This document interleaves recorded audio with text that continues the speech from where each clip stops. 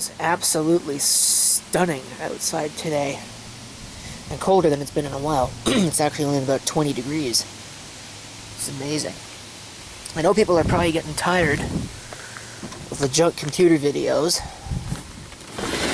This TV's not interesting. This is just a little MTC. I think it's like a 14-inch color television. MTV-1428RF. Yeah, probably a 14-inch. Does have coax on the back, which is pretty nice, but that's the only input that it's got. So I'll test it, see if it works. And if it works, I'll probably sell it, or maybe I'll donate it to a thrift store or something. I don't know. If it doesn't work, I'll probably just smash it. This is the subject, though. This is what I want to take a look at. This was given to me.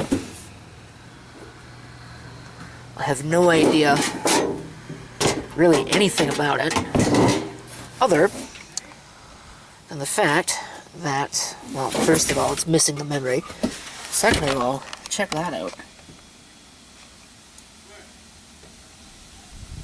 That is a 500 megabyte hard drive. So that's pretty cool. What's that? Is that just a modem? Oh no, that's a video card. Kind of interesting. I don't know why they have a PCI video card in here. Unless that's a capture card of some description or another, which I don't really think that it is. Techwell. TW2814. I'll have to look that up. But, it's just a random Asus motherboard. Let me get this out of here so we can take a closer look. Alright, feast your eyes on this thing. That's probably the best I can say for it. But yeah, this is cheap crap.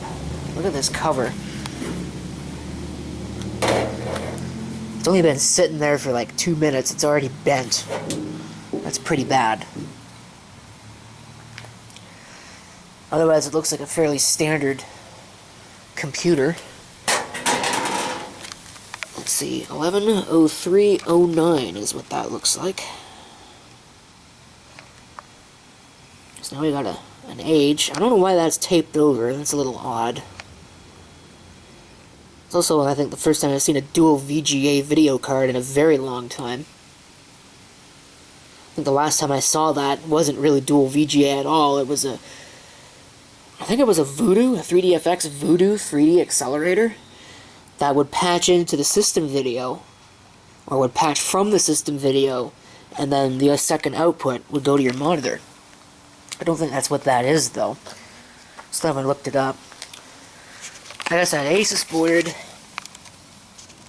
P5KPL-CM. I don't really know what that is. I do know it's micro ATX, as you can see. My friend and I both thought that this would have been a Pentium 4, and there's nothing saying that it's not, because this board would have paired well with a bunch of P4s, but apparently the P5KPL, which I actually probably should have known by the fact that it says P5, will take some Core 2 silicon, which is pretty nice. Actually, some fairly high-end Core 2 silicon. I'm not really sure that's what this is. It's missing the memory, which is usually not a good sign, but the capacitors are all intact. TriStar power supply. Another one of these cheap junk things. 500 watts it claims. Yeah, I don't think so. Probably more like a 150, maybe a 200 watt power supply at best.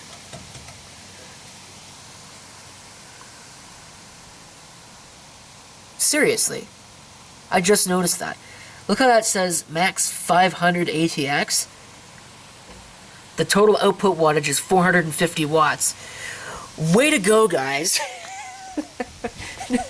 If you're gonna lie about your power supply rating, you really probably shouldn't do it on the freaking sticker. That's pretty bad. But anyway, I don't know if it works, but that's exactly what we're here for. So let me go take it over to the test box. I'll probably pull this video card because I don't really think I need it. Look at that. Somebody cranked the living bejesus out of those at some point in its life. What a surprise. People always do that. I don't understand why. Well, pulled the video board and had a look. As it turns out, this is a capture device.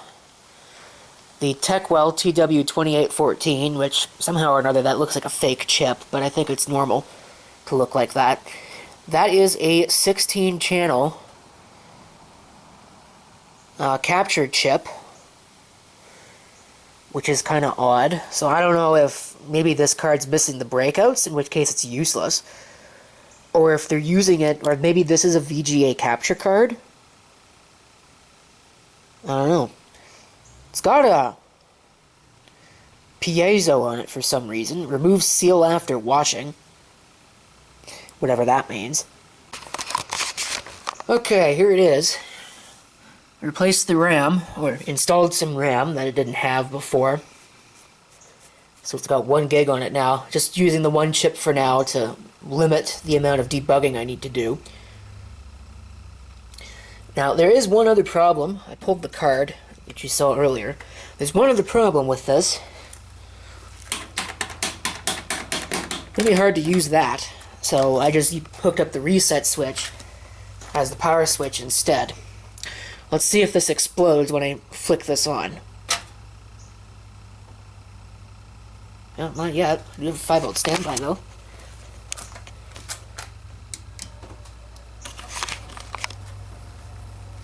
Power LED. Oop, I just saw something. Hey, now would you look at that? It works. Something is making an interesting noise. There's a disc in the drive. Maybe. Oh, yeah, there is. That's what I need. Divis DVR. So that's the disc that goes with that capture card. Cool. I'm glad they left me that. Let's see. Press F1 to run setup. Let's do it. System information. Actually, let's IDE information. Yeah, I don't really care about that. Pentium dual core. E5200. Okay, well, that's not terrible. At least it's newer than Pentium 4 Silicon. Don't think there's anything else interesting to really look at this. Look at the hardware monitor and make sure that everything is sane. It looks like it is. So, alright. Control-Alt-Delete. Let's see if it boots into anything.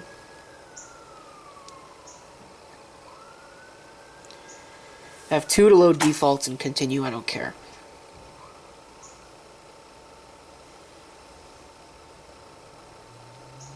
Oh, here it comes. Windows XP. Forgot to plug in a mouse. There's no password, so that's wonderful. I might stop the video, depending upon what this does next. Failed to initialize the device. Yeah, because I unplugged it. Let me go plug in a mouse. Oh, neat. Huh. Typical problems, looks like. There's your boot splash. Typical Asus. Some of them are green, but this one's blue. Like a lot of them are.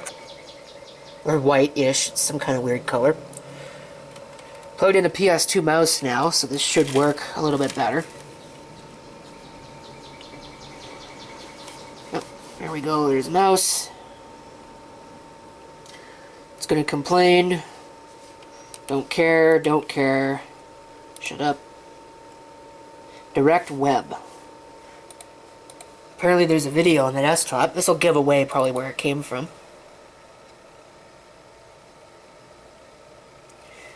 Oh, doesn't know what the codec is. Need for Speed, apparently. That's interesting. But not much else.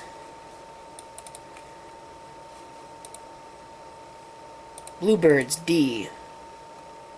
What the heck is this?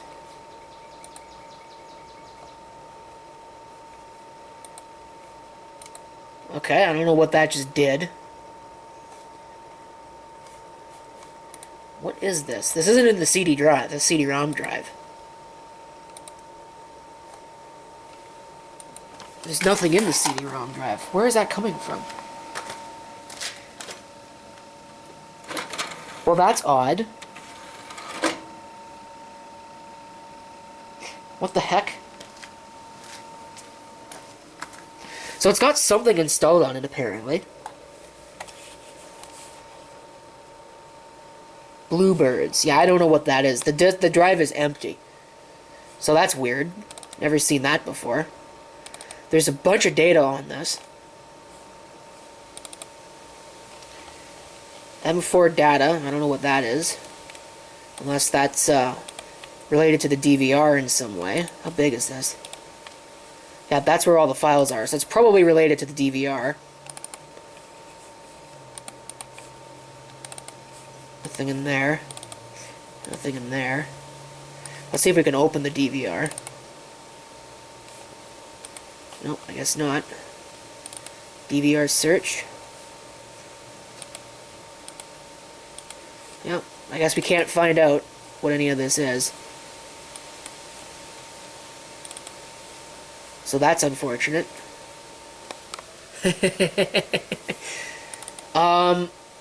Okay. What about dates on any of these files? April 5th, 2010.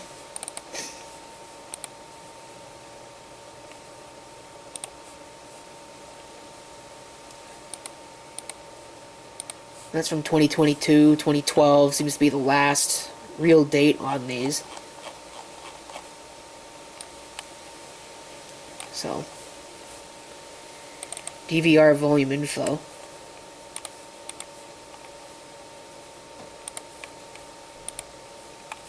Yeah, that's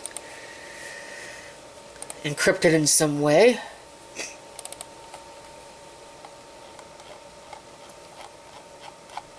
(2011), obviously they made a video out of something.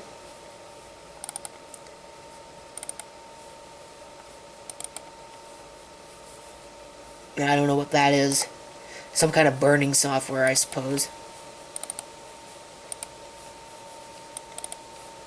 So, anyway, not much interesting to actually see here. So, at least it's running Service Pack 3.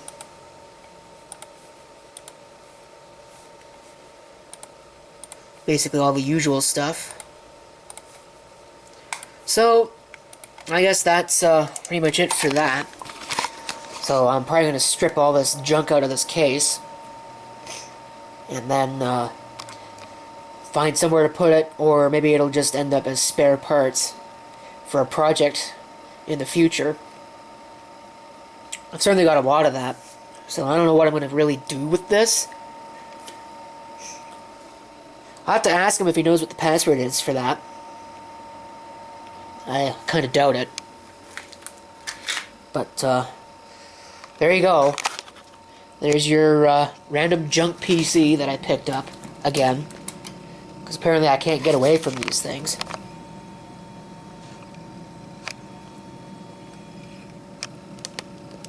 .500 gig hard drive is useful though.